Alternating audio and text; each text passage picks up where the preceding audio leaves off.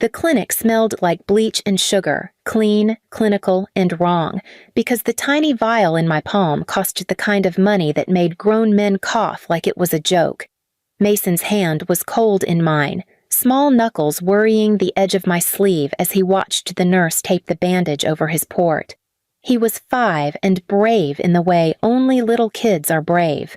Small smiles even when tired, asking the same soft question about dinosaurs between drips of medicine. I had sold a drawer of things, taken a second job, asked favors, and finally scraped together enough to buy the med the oncologist said would at least buy him more days, maybe months. Time that smelled like homework and playgrounds instead of hospital lights.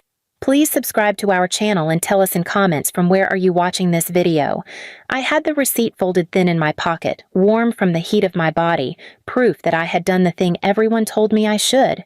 I thought my parents would be somewhere in the background of this life. Distant, occasionally present, the kind of people who showed up to graduations in suits and left early. That was what I'd learned to expect. But the universe doesn't hand out rehearsed roles. My mother and sister were waiting in the hospital corridor like vultures with lipstick.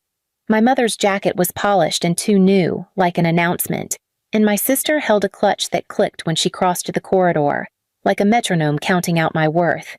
They smiled at the receptionist as if they were about to stage a victory. I should have seen it then, what they'd come for, but I had a child who needed medicine and a single-mindedness that made other things blur. "Hi," my mother said, bright as a bulb. Her voice was syrup and maintenance. "We're just here to support Dean's next big meeting." She said Dean, as if it were the name of their investment, not my son. I went to hug Mason and felt her hand on my arm, not soft, a clamp.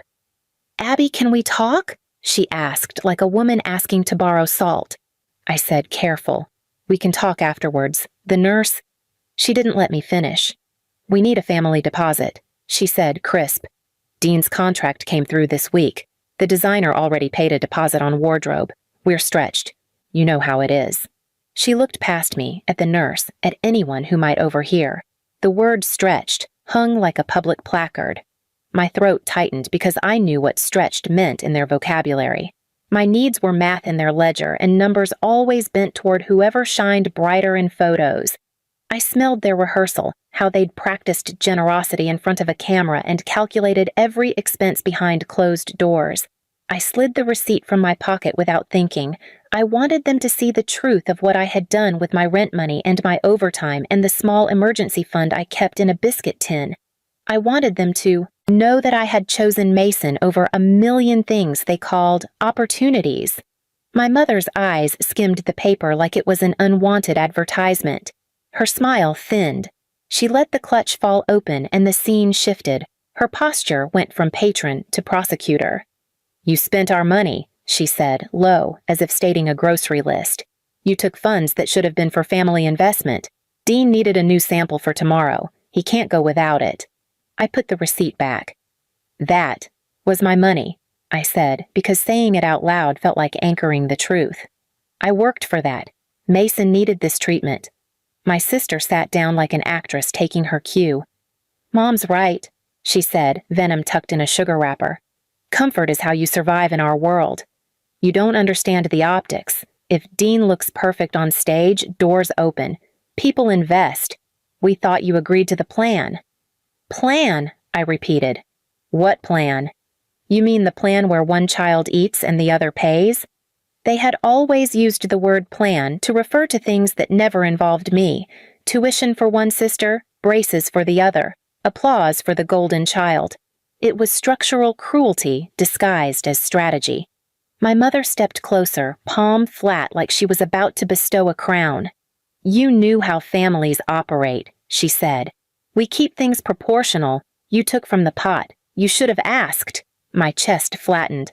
"I asked my neighbor to watch Mason for an extra shift. I sold." "You did what?" Mom said. Her voice changed into a blade. "You sold things? You sold family assets? You never—" She stopped. Her eyes sharpened the way knives do when they're about to cut soft meat. I told her about the small things I'd sold, about refusing payday loans, about late shifts at the cafe, because the truth steadied me. Mason's fingers twined with mine. He looked at me like I was a map he trusted. That trust was why her words could not touch me in the same way. That was when she hit me. It was not cinematic. It was simple and sudden. The backhand cracked across my throat with the flat, humiliating thud of an answered drill. Air left my lungs like something practical. My hand flew to my neck because my voice had disappeared inside me. Mason screamed, pure, immediate, and the room shifted into a sound so sharp it felt like glass. Mom's face did not show surprise. There was no moment of fevered regret. She had trained her hands to move like a judge's gavel when she needed to make a point. "Her comfort comes first," she said, and the words were glassy and proud. "Always." People turned. A nurse's station burst into a chorus of whispers. My mother's palm was still hovering, calm, calculated. My sister's phone blinked as she filmed with the casual fury of someone making proof they were right. I swallowed and tasted copper in my mouth. Fear, blood, humiliation.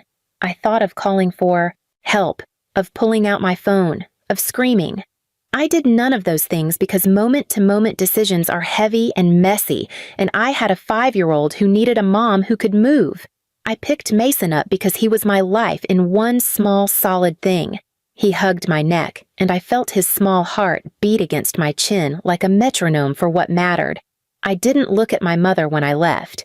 I left with the taste of the slap in my throat and the sound of my sister's shoes clicking against the floor like a judge walking away. We drove in a silence that was not comfortable. Mason dozed against me with his head heavy, soft as a saucer.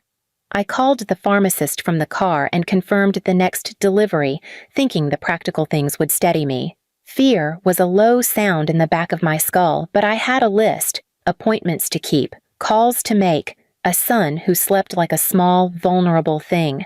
At the motel that night, I lay awake with an ice pack pressed to my throat and recalled the pattern of little cruelties stitched across years, bragging about one child's scholarship while telling me to be grateful for crumbs, praising a sister for sacrifice while undermining my pleas for help. Their cruelty had an architecture. It had a blueprint. It was not accidental. I let Mason sleep in the crook of my arm and watched his small chest rise and fall. The receipt for the medicine sat on the nightstand like a talisman. I had chosen him. Every penny, every refusal, every quiet phone call. My mother had chosen performance. The two choices could not reconcile. Their love had always been conditional and theatrical. Mine was a ledger of small, practical acts that kept my boy breathing. When dawn came, it pulled a bright strip across the motel curtain, and I did not feel triumphant. I felt weary and fierce and singular in a way that had nothing to do with their approval. I thought of the future, work to do, bills to juggle, nights at the clinic waiting room, and I thought of the choice I had already made. I had bought my son his medicine. I had crossed a line in a family ledger that could never be erased. I lay there holding Mason and felt something else settle inside me, quiet and absolute. They had used their comfort as armor and my son's life as an inconvenience. I had a receipt, a record, and a small, stubborn plan. I would not beg for their approval. I would not patch the hole in their moral accounting with my apologies. I closed my eyes and listened to Mason breathe. Outside, traffic moved like indifferent waves. Inside, I rehearsed practical things, calls to make, places to apply, funds to raise. I did not have an epic conclusion yet. I had a continuous set of small acts that would become my life. And that would have to be enough, for tonight, for the next infusion, for the long time it would take to make someone else's comfort less important than my son's survival. I woke up the next morning with my throat still sore, swollen. Every swallow reminding me exactly what my mother decided my son's life was worth. I sat in the motel bathroom, lights buzzing above the mirror, and stared at myself like I was looking at a woman I hadn't met fully yet. I wasn't crying. I was calculation. Survival requires switching modes. I learned that overnight. I wasn't going back to their house. I wasn't repeating the scene where I give explanations to people who already decided I wasn't human unless I served their hierarchy. I found a small community care program in the city that helped fund single parents dealing with childhood cancer treatment. They didn't ask why. They didn't ask me to prove my son deserved care. They only asked for receipts and medical forms. I sent them everything. Within 7 days, they approved partial assistance, arranged transport to a partnered clinic, and pointed me toward a work program that paid weekly, not monthly, exactly what I needed. Week by week, things stabilized. Not perfect, not glamorous, but real. My parents kept calling, not to apologize, to demand. My mother left voicemail after voicemail about family reputation and sabotaging Dean's momentum. She texted that I created division. She said Mason's illness was pulling emotional resources out of alignment. Every message was the same. Their universe needed 1 star, and it wasn't my son. I let the calls ring out, but I wasn't silent. I wasn't passive. I was paying attention. One night, Dean called me directly and said bluntly, "Mom needs rent this month. She said you can cover it since you don't have real bills anyway." I looked at Mason asleep in his hospital bed, tiny hand curled around his stuffed dinosaur, monitors steady like quiet proof of what mattered, and I felt it. The moment I understood exactly what needed to shift. The day they chose to hit me instead of help me, I became their last source of survival without them realizing it.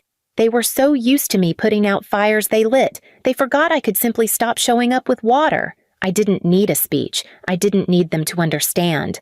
I just needed to prepare to cut off the access they treated like oxygen. I decided that the next time they came begging for anything, money, shelter, social convenience, connection, I would not give, not patch, not rescue. They would come. And when they did, I already knew what I was going to do.